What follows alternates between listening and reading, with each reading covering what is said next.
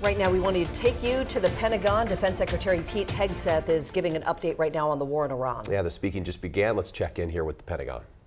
We'd rather not have to do it, but we're ready to go at the command of our president and at the push of a button. This blockade, which the chairman will detail this morning, is the polite way that this can go. Your energy is not moving and will not move, and we can do this all day. But it's not destroyed yet. Your energy industry is not destroyed yet. You like to say publicly, Iran, that you control the Strait of Hormuz, but you don't have a navy or real domain awareness. You can't control anything.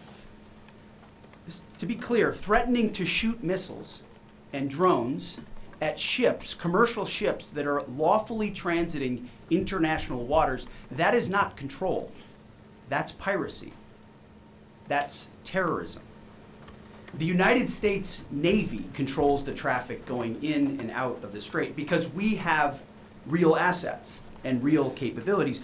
And we're doing this blockade, performing it with less than 10% of America's naval power.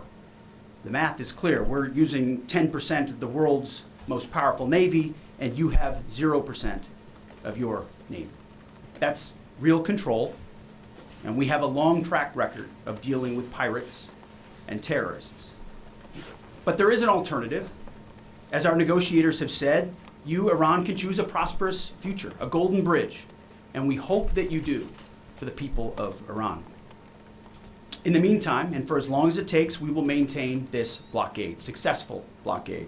But if Iran chooses poorly, then they will have a blockade and bombs dropping on infrastructure, power, and energy.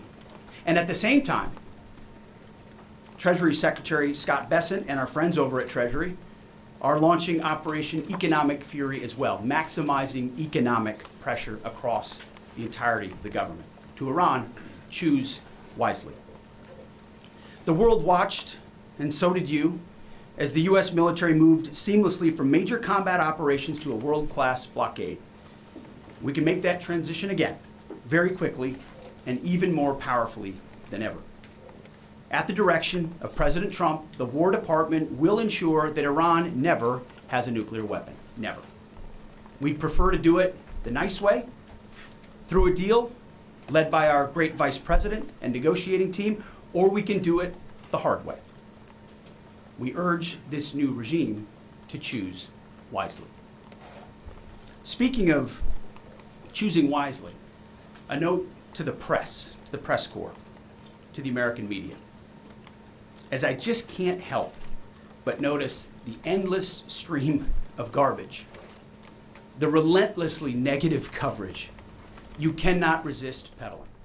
Despite the As Defense Secretary Pete Hegseth initiates his usual barrage of insults to the media, a few notes here that he had just suggested. Less than 10% of the U.S. Navy is initiating this blockade of the Strait of Hormuz. One question maybe we've not heard, though, is the ceasefire holding? And what is next with this blockade? Why are U.S. troops still in this region if the president claims that the war is winding down and is almost over? Questions we hope he answers in the coming minutes here. What we do know is today the leaders of Israel and Lebanon are expected to speak directly for the first time in more than 3 decades. Yeah, so Lebanon is pushing for a ceasefire after Israeli airstrikes have killed more than 2,000 people there and left more than 1 million displaced. Why Lebanon? Well, it's home to the terrorist group Hezbollah, which is a close ally to Iran, and Lebanon physically borders Israel. And Iran is now demanding a halt to Israel's campaign in that country before restarting nuclear talks with the U.S. Meanwhile, as the U.S. naval blockade of Iran continues, the Trump administration is announcing secondary sanctions on banking doing business with Tehran. As the secretary just mentioned, the Treasury Department is ramping up economic pressure to get the Strait of Hormuz reopened. Speaking with reporters yesterday, Treasury Secretary Scott Bessent says he's hopeful Americans will see lower gas prices this summer. I'm optimistic that during the summer we will see gas with a 3 in front of it sooner rather than later. So I've been meeting with a lot of my Middle Eastern counterparts, the finance ministers, and they all say that once the straits are open, they can start pumping again within 1 week. The International Energy Agency warned this morning that Europe may only have 6 weeks of jet fuel left if the strait stays closed.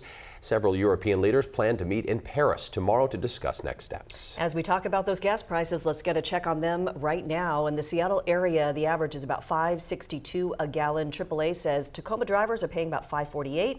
In Olympia, it sits at $5.44.